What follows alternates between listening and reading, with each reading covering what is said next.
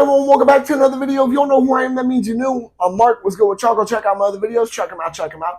But first, stay on this one. So this is a video that, honestly, I can't believe I haven't gone over really. But I have talked about this caliber before, so you can take your pick and take a guess on which one it's going to be. So let's get into it. What is the most unreliable handgun caliber and why?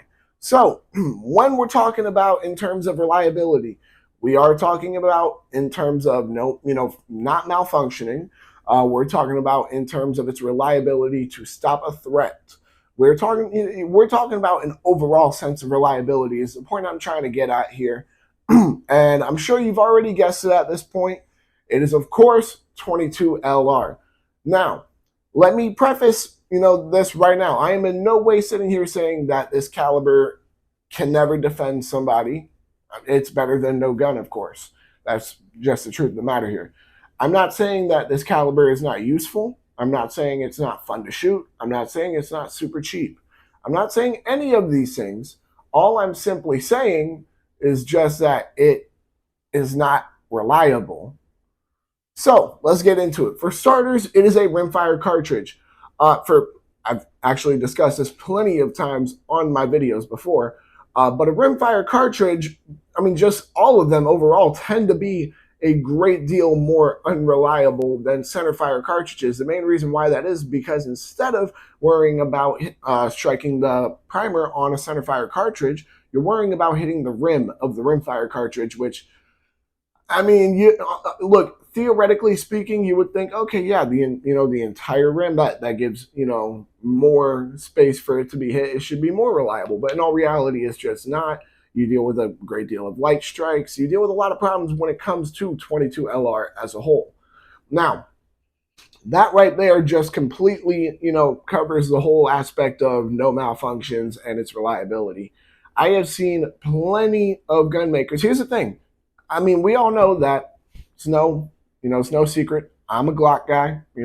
I think that's probably I wouldn't say my favorite in the sense of how it looks or anything along those lines, but in the sense of what I would go with if, I only could choose one handgun, it would be a Glock, just reliability, shit like that. So it's obvious I'm a Glock guy. Even Glock, their first 22 LR, which actually at the moment is their only 22 LR, I believe, the Glock 44, dog shit. Dog shit. So even a company that is known for making some of the most reliable firearms in history has trouble making a reliable firearm chambered in this caliber. Now, granted, I will say there's a couple of things to that. For example, why they decided to make the slide plastic, I'm completely unaware to. Not really. It's not your standard, metal slide like you would traditionally have on a Glock. It's really kind of stupid in my opinion. But hey, I'm not here to talk about that gun. I pretty much already shit on that gun enough. My whole point is that the 22 LR caliber itself is so unreliable that even Glock has trouble making reliable 22 LR pistols. That should kind of say something itself. Now, once again, there's another thing I do want to point out.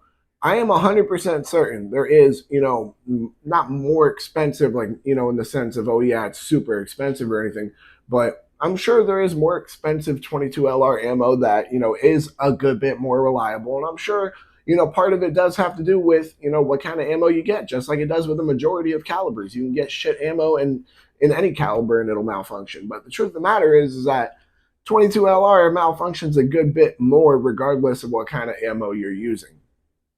Now, back to what I was saying.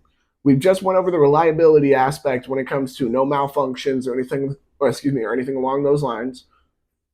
Next, we're going to talk about the reliability of being able to stop the threat. For most of y'all who don't know, 22 LR was created to hunt small game. When I say small game, I mean rabbits, squirrels, game that sometimes is no bigger than this. And that's a big fucking bunny if you think about it, because really, you're not seeing too many squirrels that are that big. I mean, if we're counting tail length, yeah, I guess, sure, whatever. But we're talking just the body. You're not going to see squirrels that big unless they're like on steroids or something. But, that's also a pretty damn big rabbit. My whole point, though, is that it is made to hunt small game, like extremely small game that, if we were to accidentally lay on them, out in the, like, let's say we went out in the wild, right? And, someone just passed out, they fell on top of a rabbit, bam, that rabbit is dead. They fell on top of a squirrel, that squirrel is probably going to be dead. Very fragile and weak is what I'm getting at. So for it to be made to hunt those animals, I think it's a little bit more obvious than people would like to admit that it isn't the best for stopping, let's say, anything larger that would be a threat to you. Like, for example, humans, perhaps. Other humans that are trying to kill you. Large animals. Obviously, we're dealing. I mean, It's obviously not a man stopper. It doesn't have the power to it that a majority of other handgun calibers do have. Now, the one thing that it does. Hey, quit messing with my shit. Go somewhere. Sorry, my dog decided to be rude and interrupt me. Rude ass bitch. Regardless, as I was saying though, the whole point I'm simply getting at is that it is not a man stopper. It doesn't deliver the energy needed that a majority of other handgun calibers do deliver. And that's a big deal. But one pro for the 22 LR caliber is that it is extremely low recoil. I will say that. That is true. So it does give you a chance to get more shots on target quicker. However, I mean, I'm not sure if that really makes up for the lack of power it has. That doesn't make enough of a difference for me. You know what I mean?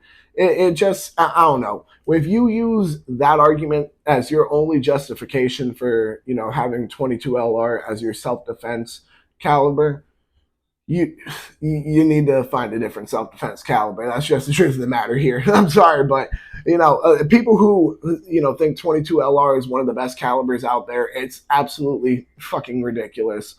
It's led to a bunch of myths, like for example, that the 22 LR will bounce around in the body, which I actually did a video on debunking that. But with that being said, overall, I think you guys can see where I'm coming from in the sense that 22 LR is definitely the most reliable handgun caliber out there.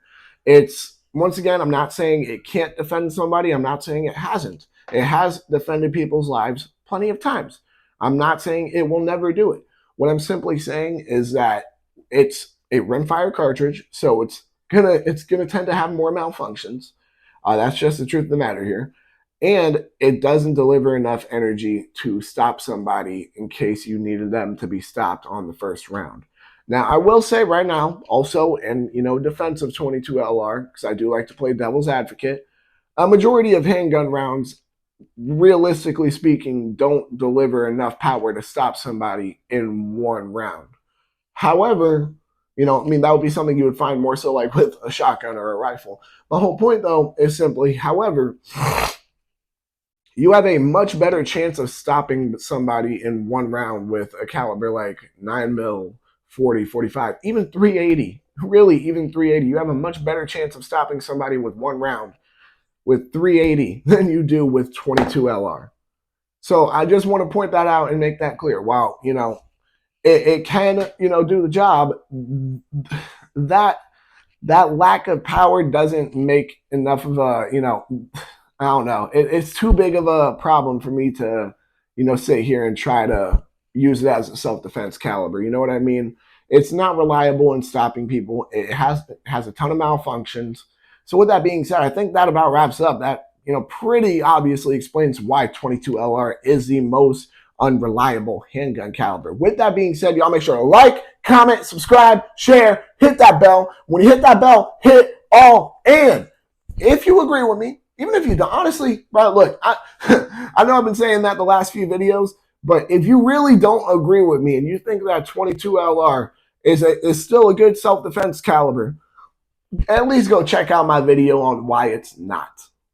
just go check out my actual video, fully in-depth, talking about 22 LR in all 4 self-defense situations and why it's not.